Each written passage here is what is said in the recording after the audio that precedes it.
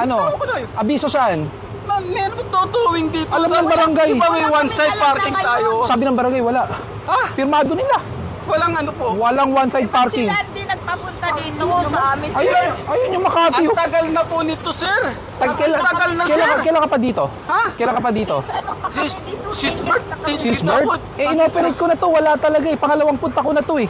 Sir, naman. Ayan ang Makati oh. Dapat.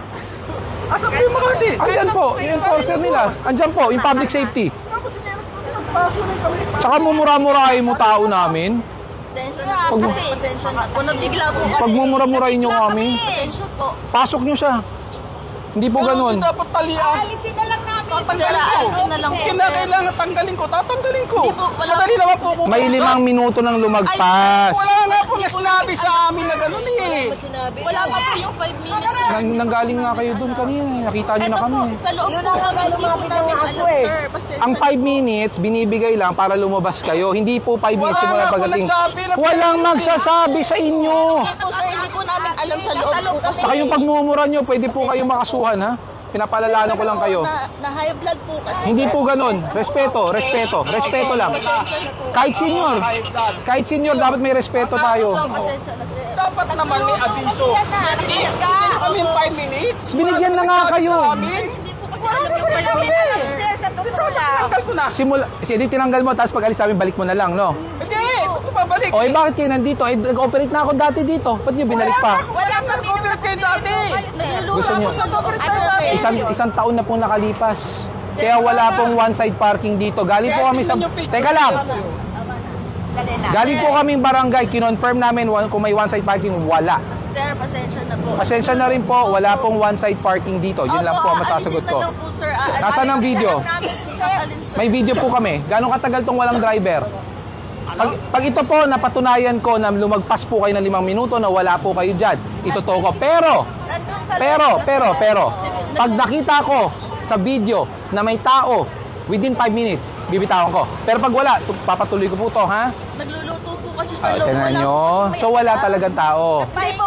Ako ang nagluluto. Nagbabiyahe po kasi po itong jeep namin. Makinig ka muna, ha? Ikaw ang anak.